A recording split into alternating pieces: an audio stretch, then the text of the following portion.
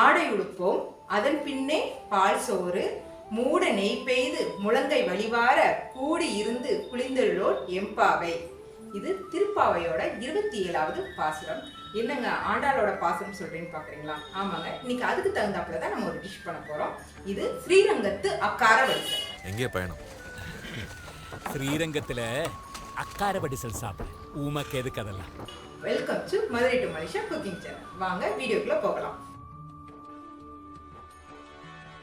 இப்போ அக்காரவடிசலுக்கு தேவையான பொருட்களை பார்த்துடலாம்.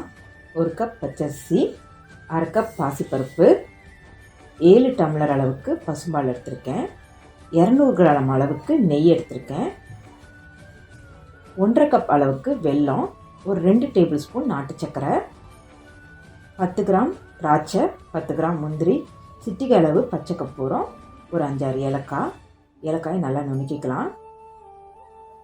இப்போது ஒரு 2 டேபிள் ஸ்பூன் அளவுக்கு நெய் சேர்த்துக்கலாம். குக்கரில் நம்ம சாதத்தை குக்கரில் தான் வைக்க போகிறோம். இப்போ இதில் பச்சரிசியை சேர்த்து லேசாக வறுத்துக்கலாம். ரொம்ப வறுபடணும்னு இல்லை, லேசாக வறுத்தா போதும். இப்போ இது கூடவே பாசிப்பருப்பையும் லேசாக வறுத்துக்கலாம். இது ரெண்டையுமே நல்லா வறுத்து விட்டுட்டு இப்போ இது கூட நம்ம 5 டம்ளர் பசும்பால் சேர்க்க போகிறோம். காய்ச்சாத பால் தான். சாதத்தை குக்கரில் வேக வச்சாதான் நல்லா குலைவாக வேகும்.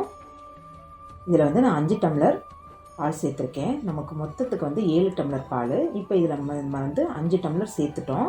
மிச்சம் 2 டம்ளர் பாலை நம்ம கடைசியாக சேர்த்துக்கலாம்.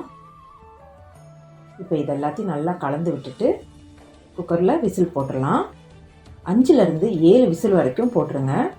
சாதம் நல்லா குலைய வேகணும். அப்போ தான் இந்த அக்காரவடிசலுக்கு நல்லா ருசியாக இருக்கும். பாருங்கள், இப்போ 7 விசில் வரைக்கும் வந்துருச்சு. பாருங்கள், சாதமும் பருப்பும் இந்த அளவுக்கு வெந்திருக்கணும். பாருங்கள், இந்த அளவுக்கு நல்லா குழஞ்சி வந்துருச்சு. இப்போ இதை நல்லா மசிச்சு விட்டுறலாம்.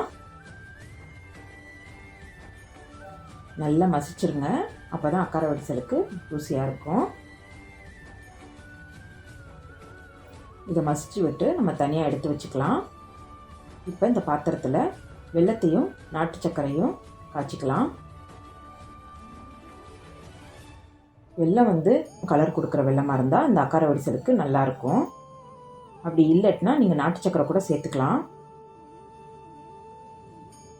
ரொம்ப தண்ணி சேர்க்க வேணாம்.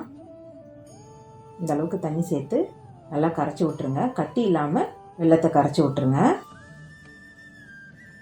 பாருங்கள், வெல்லம் நல்லா கரைஞ்சிருச்சு. கெட்டியாகணும்னு அவசியம் இல்லை, இந்த அளவுக்கு தண்ணியாகவே இருந்தால் போதும். இப்போது வேறு பாத்திரத்தில் மீதமுள்ள 2 டம்ளர் பாலை சேர்த்துக்கலாம். இப்போ இது கூட மசிச்சு வச்சுருக்க அரிசியும் பருப்பையும் நம்ம சேர்க்க போகிறோம். இது இந்த பாலோடு சேர்த்து நல்லா கலந்து விடணும். தீயை மிதமாகவே வச்சுக்கோங்க, ஹையில் வைக்க வேண்டாம், ஏன்னா அடி பிடிச்சிரும். கைவிடாமல் இதை நம்ம இப்போ கிளறிக்கிட்டே இருக்கணும். பாருங்கள், கட்டி இல்லாமல் சாதமும் பாலும் மிக்ஸ் ஆகிற அளவுக்கு கிளறிக்கிட்டே இருக்கணும். நல்லா கிளறியாச்சு. இப்போ இது கூட காய்ச்சின வெல்லத்தை சேர்த்துக்கலாம். நல்லா கெட்டித்தன்மை வர்ற வரைக்கும் நம்ம கிளறிக்கிட்டே இருக்கணும். பாருங்கள் எவ்வளோ கெட்டியாக இருக்குன்னு. இப்போ நம்ம வெல்லம் சேர்த்துருக்கனால கொஞ்சம் மறுபடியும் தண்ணி ஆயிரும். அதனால் மறுபடியும் நம்ம மிதமான சூட்லேயே வச்சு இதை கிளறிக்கிட்டே இருக்கணும். ஒரு 10லேருந்து 20 நிமிஷம் வரைக்கும் நல்லா கைவிடாமல் கிளறணும். இந்த அக்காரவடிசலுக்கு மெயினே இந்த மாதிரி கிளறது தான். இப்படி கிளறிக்கிட்டே நீங்கள் இதை கெட்டி பதத்துக்கு கொண்டு வரணும். இப்போ இது கூட எடுத்து வச்சுருக்க நெய் சேர்த்துக்கலாம். நெய் நீங்கள் எவ்வளோ வேணாலும் சேர்த்துக்கலாம். ஏன்னா இந்த ரெசிபி நெய்யிலே சாப்பிடக்கூடிய ஒரு ரெசிபி.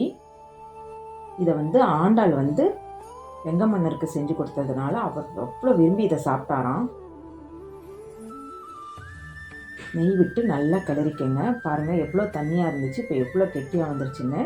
நீங்கள் இதை மிதமான சூட்லேயே வச்சு கிளறிக்கிட்டே இருந்தால் தான் இந்த அளவுக்கு கெட்டியாக வரும். ஹையில் வச்சு கிளறினீங்கன்னா டக்குன்னு அடி பிடிச்சிரும். நீங்கள் அடிக்கணமான பாத்திரம் வச்சு தான் இதை நீங்கள் செய்ய முடியும்.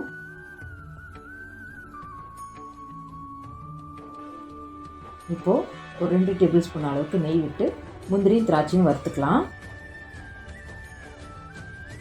நான் ஏலக்காயும் சிட்டிக்கு அளவு பச்சை கற்பூரத்தையும் நான் சேர்த்துருக்கேன்.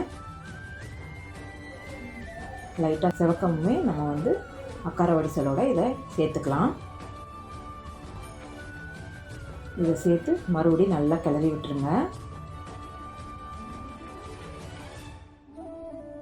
நல்லா சுற்றி சுற்றி கிளறி விடுங்க. நெய் வந்து நல்லா கொப்பிளிச்சு வர்ற அளவுக்கு கிளறுங்க. பாருங்கள், நெய் மேலே மிதக்கிற அளவுக்கு இருக்கணும். எவ்வளோ கெட்டியாக இருக்குது பாருங்கள். இந்த மாதிரி கெட்டியாக இருக்கணும். அவ்வளோதான் ஃப்ரெண்ட்ஸ், சூப்பரான ஸ்ரீரங்கத்து அக்காரவடிசல் ரெடி ஆயிடுச்சு. நீங்களும் இதை வீட்டில் கண்டிப்பாக பண்ணி பாருங்கள். பெருமாளோட புரட்டாசி மாதத்தில் எந்த ஒரு சனிக்கிழமையிலும் நீங்கள் இதை பண்ணலாம். ரொம்ப விசேஷமாக இருக்கும். அருமையான பாலோடு சேர்ந்து நெய் மணக்கும் அக்காரவடிசல் ரெடி ஆயிடுச்சு. அடுத்து நான் உங்களை சூப்பரான ரெசிபியில் சந்திக்கிறேன். நாவின் ஸ்வீட், நம்பிக்கையின் ஸ்வீட். பாய்.